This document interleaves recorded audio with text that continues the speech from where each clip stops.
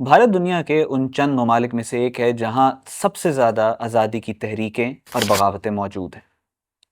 بھارت کا میڈیا چونکہ مکمل طور پر کنٹرولڈ ہے، خاص طور پر 2014 کے بعد نریندر مودی نے اسے اس حد تک کنٹرول کر لیا ہے کہ بہت ساری اہم خبریں، گراؤنڈ بریکنگ نیوز ایسی ہوتی ہیں جو عوام تک پہنچ ہی نہیں سکتی۔ ورلڈ فریڈم انڈیکس کی 2023 کی رپورٹ کے مطابق بھارت صحافتی آزادی میں 161 نمبر پہ ہے، اور آپ اندازہ لگائیے کہ اسی رپورٹ کے مطابق افغانستان آزادی صحافت میں 152 نمبر پہ، مطلب بھارت 10 پوائنٹس آگے ہے آزادی صحافت کے اوپر وار کرنے پہ۔ اس کے ساتھ ساتھ 2014 سے 2022 کے دوران دنیا بھر میں جتنے بھی انٹرنیٹ شٹ ڈاؤن ہوئے ہیں اس میں سے 82% صرف اور صرف وہ شٹ ڈاؤنز ہیں جو بھارت میں ہوئے ہیں۔ صرف 2022 میں 83 ٹائمز انٹرنیٹ بند ہوا ہے بھارت میں، اور ایک رپورٹ کے مطابق 80% of Indian media is controlled by groups جن کا ڈائریکٹ تعلق بی جے پی اور آر ایس ایس سے۔ بھارت بظاہر رقبے اور آبادی کے لحاظ سے بڑا ملک ضرور ہے، مگر کہا جاتا ہے کہ اگر بھارتی نقشے سے ریاستوں کے نام ہٹا دیے جائیں تو شاید ہی کوئی بھارتی ایسا ہو جو تمام ریاستوں کو دوبارہ صحیح پہچان سکے۔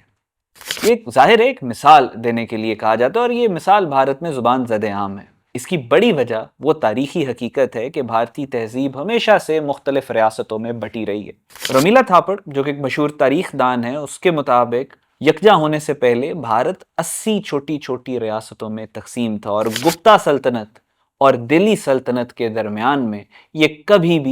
بھی ایک ہماگیر ملک یا یونائٹڈ انڈیا کے طور پر سامنے نہیں آیا۔ حتیٰ کہ منو سمرتی جیسے قدیم بھارتی اسکرپچرز کے مطابق بھی بھارت کبھی بھی اکٹھا نہیں رہا، یہ چھوٹی چھوٹی الگ تھلگ ریاستوں میں تقسیم رہا ہے، اور یہ ریاستیں آپس میں شدید جنگیں کرتی رہی ہیں،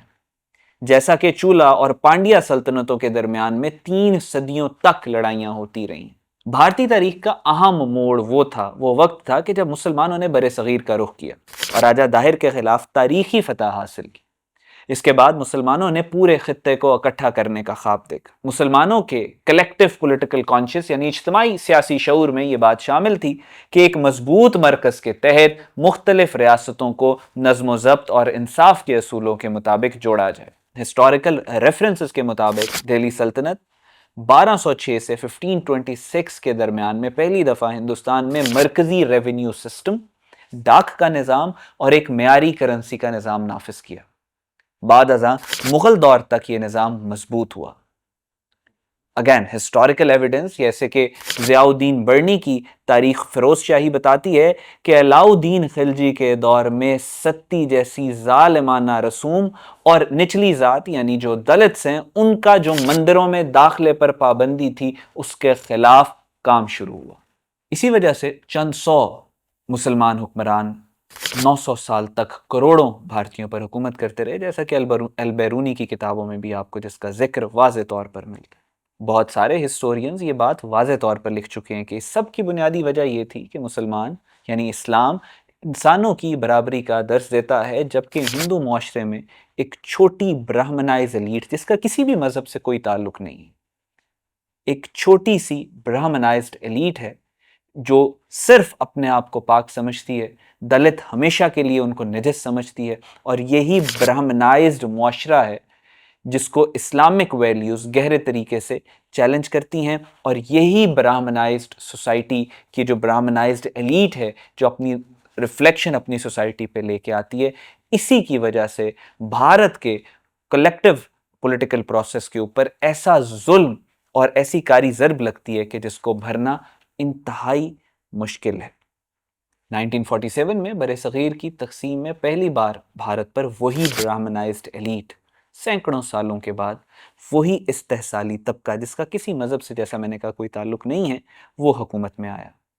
ان کو یہ لگتا تھا کہ مسلمانوں کی طرح بھارت کو متحد کر کے حکمرانی کریں گے اور باقی سارے بھارتی ان کے غلام رہیں گے، مگر حقیقت میں ایسا کوئی نظریاتی یا اخلاقی اصول ان کے پاس موجود ہی نہیں تھا کہ اس قدر ڈیوائیڈڈ سوسائٹی کو یہ اکٹھا کر سکیں۔ لہٰذا اسی وجہ سے جب گوروں نے انگریزوں نے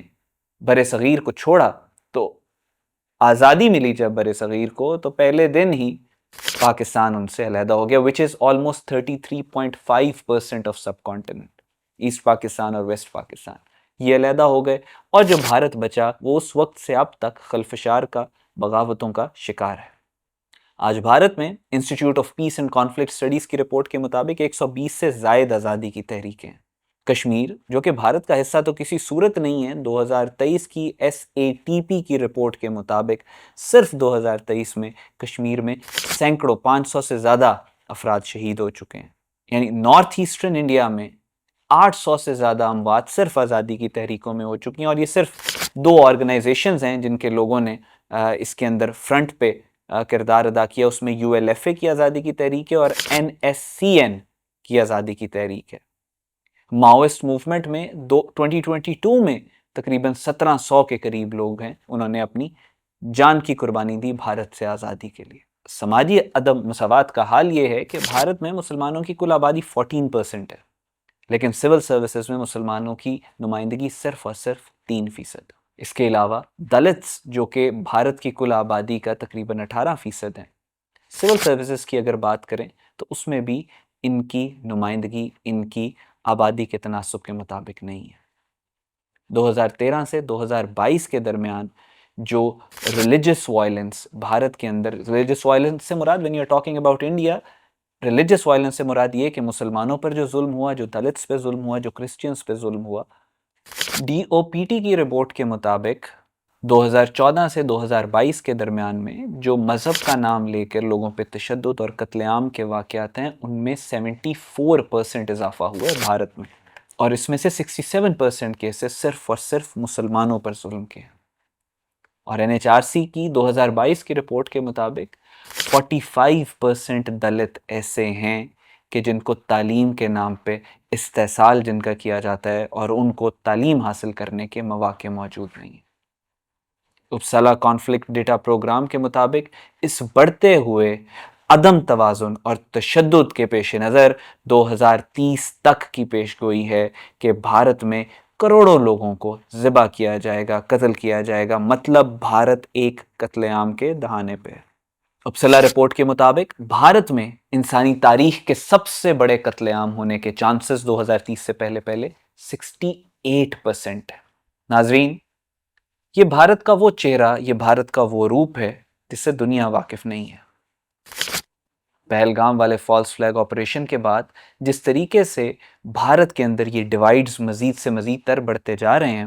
بھارت کی حقیقت کیا ہے، بھارت کے اندر کے کیا مسائل ہیں، یہ سب جاننا ہر پاکستانی کے لیے بہت ضروری ہے. اور اب آج سے ہم آپ کے لیے ایک ویڈیو سیریز لے کے آ رہے ہیں جو آپ کو بھارت کے اندر کے سفر پر لے کر جائے گی. ہم آپ کو دکھائیں گے کہ بھارت کے اندر وہ کون سی گہری تقسیمیں ہیں، وہ ظلم اور استحصال کیسا ہے جو بھارتی میڈیا چھپاتا ہے. ہم آپ کو بتائیں گے کہ وہ کون سا سسٹم ہے جس نے بھارت کو اندر سے کھوکھلا کر دیا ہے، اور یہی وجہ ہے کہ آج دنیا کے بڑے بڑے تجزیہ کار، جینوسائیڈ واچ کے ہیڈز یہ بات کہنے پر مجبور ہیں کہ Bharat is at the cusp of a genocide. Bharat ایک بہت بڑے قتل عام کے دہانے پر ہے، اور اس قتل عام کے بعد بھارت خود اندر سے ٹوٹ کر بکھر جائے گا.